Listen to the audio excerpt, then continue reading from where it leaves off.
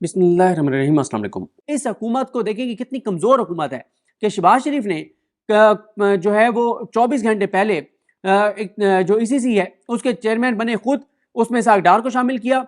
24 घंटे के अंदर अंदर शहबाज शरीफ की छितरौल हुई, शहबाज शरीफ को बेइज्जत किया गया, शहबाज शरीफ के मुंह पे तमाचा मारा गया और शहबाज शरीफ को कहा गया कि इंसान के बच्चे बन के और ये कमेटी दोबारा बनाओ और फारिग करो अपने आप को भी। इसाक डार को कर दिया। यानी इतनी कमज़ोर हुकूमत है ये जो 24 घंटे अपने फैसले पे नहीं रुक सकती, जो शहबाज शरीफ बेचारा अपने आप को कमेटी में नहीं रख सकता। इतनी कमजोर हुकूमत के होते हुए, इतनी मुश्किल इस हुकूमत के लिए सूरत हाल होते हुए भी तहरीक इंसाफ कोई ऐसा प्रेशर नहीं बना पा रही कि वो इमरान खान की जल्द रिहाई मुमकिन हो। और कर क्या रही है तहरीक इंसाफ, वो आखिर में आपको बताता हूँ। उसके बाद पंजाब और इस्लामाबाद में डकैतियां पाकिस्तान की तारीख में इतनी नहीं हुई जो पिछले 48 से 72 घंटे में हुई हैं। लाहौर में 500 से 600 डकैती की वारदातें हुई हैं। इस्लामाबाद में पाकिस्तान की तारीख में इतनी वारदातें नहीं हुई जो पिछले 24 से 48 घंटों में हुई हैं। ये क्या आम आदमी की इशू नहीं है? क्या तहरीक इंसाफ को आम आदमी ने वोट नहीं दिए? क्या तहरीक इंसाफ को इस पर प्रेस कॉन्फ्रेंस नहीं करनी चाहिए थी? क्या तहरीक इंसाफ को इसके ऊपर बात नहीं करनी चाहिए थी? क्या इसके ऊपर हुकूमत के ऊपर दबाव नहीं बढ़ाना चाहिए था कि ये अवार्ड तो तुम दे रहे हो आईजीज को, ये इन सारे को चोरों, डाकुओं, लुटेरों को, जालमों को, जाबरों को तुम अवार्ड दे रहे हो इसलिए कि उन्होंने पीटीआई के ऊपर जबर किए हैं, जुल्म किए हैं? क्या पीटीआई ने ये जो अवार्ड मिले हैं, पीटीआई ने को प्रेस कॉन्फ्रेंस करके बताया है कि भाई इस बंदे को जो अवार्ड मिला है इसने तो ये जुल्म किए हुए हैं?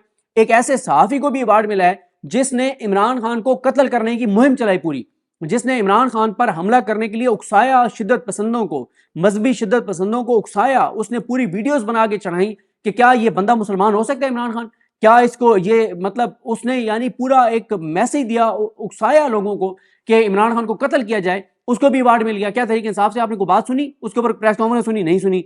पेट्रोल की कीमतें बढ़ने जा रही है, क्या ये आम आदमी की इशू नहीं है? क्या तहरीक इंसाफ को आम आदमी ने वोट नहीं दिए? क्या तहरीक इंसाफ का काम नहीं है कि वो दबाव बढ़ाए हुकूमत के ऊपर कि आप मत बढ़ाएं पेट्रोल? चोर, डाकू और लुटेरे तुम सारे अपने अपने जो है वो सारे पक्के के डाकुओं को बरी करवा रहे हो, अदालतों से उनके इश्तिहारी फरारियों, मफरूर भगोड़ों को वापस ला रहे हो, अदालतों को मैनेज करके, जजेस को मैनेज करके। तुम्हारा आवाम के ऊपर कोई फोकस नहीं है। कोई आपने सुनी है पीटीआई से बात पेट्रोल की कीमतों के ऊपर? नहीं सुनी होगी।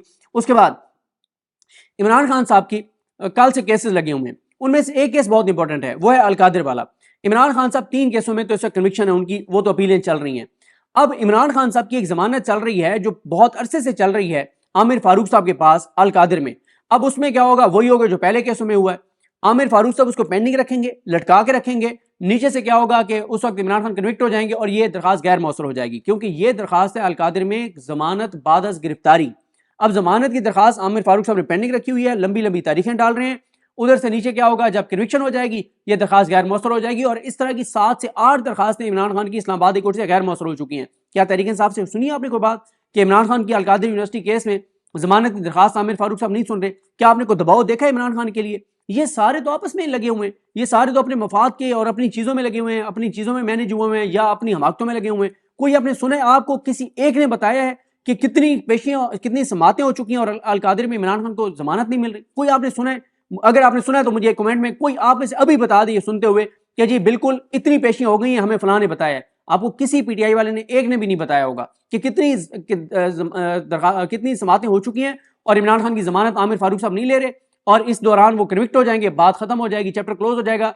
फिर इमरान खान की जो कन्विक्शन है उसके खिलाफ 2 महीने आमिर फारूक साहब लगा देंगे वो सुनते सुनते, और 2 महीने तो फिर इमरान खान ने उस केस में ही बाहर नहीं आना, बाकी तो अगर डिसाइड हो भी जाए तो। उसके बाद सबसे इंपॉर्टेंट मामला जो पिछले 24 घंटे में हुआ, तहरीक इंसाफ को जलसे की इजाजत नहीं मिली। कोई आपने सुना इसके ऊपर? कोई उनका कोई एग्रेसिव आपने बात सुनी? कोई हजार ट्वीट्स हुए हो, कोई बात हुई हो कि कैसे इजाजत नहीं मिली, फलां एक्टिविटीज हुई हैं, हमें क्यों नहीं इजाजत मिली? कोई सुनी आपने बात? आपने नहीं सुनी होगी। बिजली सार्फिन पे 967 अरब रुपए इजाफी डालने जा रही है हुकूमत। 967 अरब, 1000 रुपया इजाफी पाकिस्तान के लोगों पर डालने जा रहे हैं बिजली की कीमतों के मद में। आपने सुना है को पीटीआई की इसके ऊपर बात, जिसको मैंडेट दिया 2 तारीख इसलिए दिया कौम ने, लोगों ने। उसके बाद अलीम खान की सोसाइटी को, जो हमारे साफी दोस्त उमैर साहब ने लिखा हुआ है, अलीम खान की सोसाइटी को रूडा ने 11,000 कनाल जमीन दे दी है, यानी अब 31,000 कनाल उनके पास हो गई है। सुनिए आपने को प्रेस कॉन्फ्रेंस पीटीआई वालों की पंजाब में इसके ऊपर? सुना आपने कि उन्होंने कहा कि हम अदालत में जाएंगे इसको रुकवाने के लिए? सुना आपने को उनके ऊपर जैसे कि उन्होंने बात की नहीं की होगी? उसके बाद एक छोटा सा, बजाय छोटा सा वाक्य लेकिन बहुत बड़ा वाक्य है कि रिटायर्ड पुलिस इंस्पेक्टर ने सीआईए इस्लामाबाद के एहलकारों के साथ मिलकर एक शहरी को यरगमाल बनाया। ये वो चीजें हैं जो पीटीआई को इसलिए हाईलाइट करनी चाहिए कि पीटीआई के साथ तो ऐसे सैकड़ों हजारों वाकयात हो चुके हैं।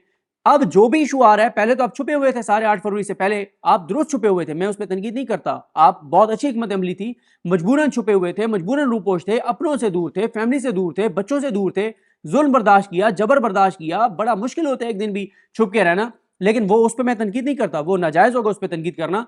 लेकिन अब इस तरह के वाकयात तो आप पूरी हाइप क्रिएट कर दें, आप तो पूरी आग सियासी तौर पर लगा दें, बयानात की आग लगा दें कि आप कहेंगे ये क्या हो रहा है, इसको ये सारी ये क्या हो रहा है इस मुल्क के अंदर, इस्लामाबाद जैसे शहर में हो रहा है, कोई आपने बात नहीं सुनी होगी। अच्छा, उसके बाद आ जाए इस बात पर, सुप्रीम कोर्ट में मुकदमात की तादाद 57,000 हो गई है और पिछले 3 माह के दौरान 1,316 मुकदमात का इजाफा हो गया है।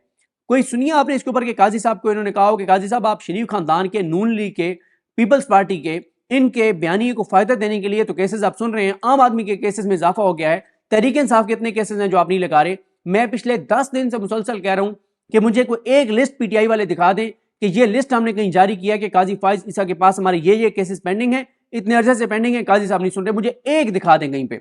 उसके बाद अगले हफ्ते पीटीआई की और 3-4 सीटें जा रही हैं, जो सीटें अब तक गई हैं दोबारा गिनती के नाम पे, कोई एक मुझे कहीं दिखा दें डॉक्यूमेंट जहां पे पीटीआई ने जारी किया हो कि इतनी सीटें हमारी रिकाउंट के नाम पे ली गई हैं, कोई एक प्रेस कॉन्फ्रेंस दिखा दें जो की गई हो, कोई एक केस बता दें जो अदालतों में ये लेके गए हों कि इतनी सीटें हमारी रिकाउंट के नाम पे गलत तौर पर ली गई हैं, कोई एक बता दें जिन्होंने दबाव क्रिएट किया हो ताकि अगले हफ्ते जो 3-4 और सीटें जानी है वो ना जाए। कोई आपने सुने? जब राना फराज नून की सीट जा रही थी, गुजरांवाला बिलाल इजाज की सीट जा रही थी, वहां आपने देखा है कि मरकज की क़यादत में से वहां अदालतों में गया हो, वहां पे उन शहरों में गया हो, लोधरा में या गुजरांवाला में। अच्छा, फिर इसी तरह से आप आ जाएं कच्चे के डाकुओं का मामला, आम आदमी का, पाकिस्तानियों का मामला, सुने आपने कोई इसके ऊपर पीटीआई के कोई सख्त प्रेस कॉन्फ्रेंस, एक आलामी आया है, कोई सख्त प्रेस कॉन्फ्रेंस हमने सुनी है? कोई पीटीआई ने वहां पे डॉक्यूमेंट कोई इंफॉर्मेशन लिया पंजाब हुकूमत से कि पिछले जो है वो जब इलेक्शन होना था, जब 2022 में जब असम्बलियां तोड़ी गई थी, तो उन्होंने कहा हम इसलिए इलेक्शन नहीं करवा सकते क्योंकि ये कच्चे में डाकुओं के खिलाफ ऑपरेशन हो रहा है, कि ऑपरेशन कितने दिन हुआ था, कितना उसके ऊपर पैसा खर्च हुआ, अगर हुआ था तो क्यों नहीं कच्चे के डाकुओं का खात्मा हुआ। उन फैमिली से पीटीआई ने रब्ता किया है जिनके लोगों को उठाए हुए कच्चे के डाकुओं ने कि उनके घरों में चला जाए। ये तो 9 मई के अपने जो लोग इनके बेचारे गिरफ्तार हुए थे, जो बेगुनाह गिरफ्तार हुए थे, तो उनके घरों में नहीं जा सके, ये तो आज तक उनकी फैमिलीज के पास नहीं जा सके, ये तो उनकी जिस दिन अब समात होती है लाहौर में, ये तो वहां नहीं जाते, ये इनके मरकजी लोग, ये उनके घरों में नहीं गए, जो अभी तक असीर हैं, जो मिलिट्री कोर्ट की कस्टडी में, उनके घरों में नहीं गए। तो इन्होंने क्या करना है? ये वो चीजें हैं जो पीटीआई को इसलिए हाईलाइट करनी चाहिए कि पीटीआई के साथ तो ऐसे सैकड़ों हजारों वाकयात हो चुके हैं। अब जो भी इशू आ रहा है, पहले तो आप छुपे हुए थे सारे 8 फरवरी से पहले, आप दुरुस्त छुपे हुए थे, मैं उस पर तनकीद नहीं करता, आप बहुत अच्छी हिकमत अमली थी, मजबूरन छुपे हुए थे, मजबूरन रूपोश थे, अपनों से दूर थे, फैमिली से दूर थे, बच्चों से दूर थे, जुल्म बर्दाश्त किया, जबर बर्दाश्त किया, बड़ा मुश्किल होता है एक दिन भी छुप के रहना, लेकिन वो उस पर मैं तनकीद नहीं करता, वो नाजायज होगा उस पर तनकीद करना। लेकिन अब इस तरह के वाकयात तो आप पूरी हाइप क्रिएट कर दें, आप तो पूरी आग सियासी तौर पर लगा दें, बयानात की आग लगा दें कि आप कहेंगे ये क्या हो रहा है, इसको ये सारी ये क्या हो रहा है इस मुल्क के अंदर, इस्लामाबाद जैसे शहर में हो रहा है, कोई आपने बात नहीं सुनी होगी। अच्छा, उसके बाद आ जाए इस बात पर, सुप्रीम कोर्ट में मुकदमात की तादाद 57,000 हो गई है और पिछले 3 माह के दौरान 1,316 मुकदमात का इजाफा हो गया है। कोई सुनिए आपने इसके ऊपर कि काजी साहब को इन्होंने कहा हो कि काजी साहब आप शरीफ खानदान के, नून लीग के, पीपल्स पार्टी के, इनके बयानी को फायदा देने के लिए तो केसेस आप सुन रहे हैं, आम आदमी के केसेस में इजाफा हो गया है, तहरीक इंसाफ के इतने केसेस हैं जो आप नहीं लगा रहे। मैं पिछले 10 दिन से मुसलसल कह रहा हूं कि मुझे कोई एक लिस्ट पीटीआई वाले दिखा दें कि ये लिस्ट हमने कहीं जारी किया कि काजी फाइज ईसा के पास हमारे ये केसेस पेंडिंग है, इतने अर्जे से पेंडिंग है, काजी साहब नहीं सुन रहे, मुझे एक दिखा दें कहीं पे। उसके बाद अगले हफ्ते पीटीआई की और 3-4 सीटें जा रही हैं, जो सीटें अब तक गई हैं दोबारा गिनती के नाम पे, कोई एक मुझे कहीं दिखा दें डॉक्यूमेंट जहां पे पीटीआई ने जारी किया हो कि इतनी सीटें हमारी रिकाउंट के नाम पे ली गई हैं, कोई एक प्रेस कॉन्फ्रेंस दिखा दें जो की गई हो, कोई एक केस बता दें जो अदालतों में ये लेके गए हों कि इतनी सीटें हमारी रिकाउंट के नाम पे गलत तौर पर ली गई हैं, कोई एक बता दें जिन्होंने दबाव क्रिएट किया हो ताकि अगले हफ्ते जो 3-4 और सीटें जानी है वो ना जाए। कोई आपने सुने? जब राना फराज नून की सीट जा रही थी, गुजरांवाला बिलाल इजाज की सीट जा रही थी, वहां आपने देखा कि मरकज की क़यादत में से वहां अदालतों में गया हो, वहां पे उन शहरों में गया हो, लोधरा में या गुजरांवाला में। अच्छा, फिर इसी तरह से आप आ जाएं कच्चे के डाकुओं का मामला, आम आदमी का, पाकिस्तानियों का मामला, सुने आपने कोई इसके ऊपर पीटीआई के कोई सख्त प्रेस कॉन्फ्रेंस, एक आलामी आया है, कोई सख्त प्रेस कॉन्फ्रेंस हमने सुनी है? कोई पीटीआई ने वहां पे डॉक्यूमेंट कोई इंफॉर्मेशन लिया पंजाब हुकूमत से कि पिछले जो है वो जब इलेक्शन होना था, जब 2022 में जब असम्बलियां तोड़ी गई थी, तो उन्होंने कहा हम इसलिए इलेक्शन नहीं करवा सकते क्योंकि ये कच्चे में डाकुओं के खिलाफ ऑपरेशन हो रहा है, कि ऑपरेशन कितने दिन हुआ था, कितना उसके ऊपर पैसा खर्च हुआ, अगर हुआ था तो क्यों नहीं कच्चे के डाकुओं का खात्मा हुआ। उन फैमिली से पीटीआई ने रब्ता किया है जिनके लोगों को उठाए हुए कच्चे के डाकुओं ने कि उनके घरों में चला जाए? ये तो 9 मई के अपने जो लोग इनके बेचारे गिरफ्तार हुए थे, जो बेगुनाह गिरफ्तार हुए थे, तो उनके घरों में नहीं जा सके। ये तो आज तक उनकी फैमिलीज के पास नहीं जा सके। ये तो उनकी जिस दिन अब समात होती है लाहौर में, ये तो वहां नहीं जाते, ये इनके मरकजी लोग, ये उनके घरों में नहीं गए। जो अभी तक असीर हैं, जो मिलिट्री कोर्ट की कस्टडी में, उनके घरों में नहीं गए। तो इन्होंने क्या करना है?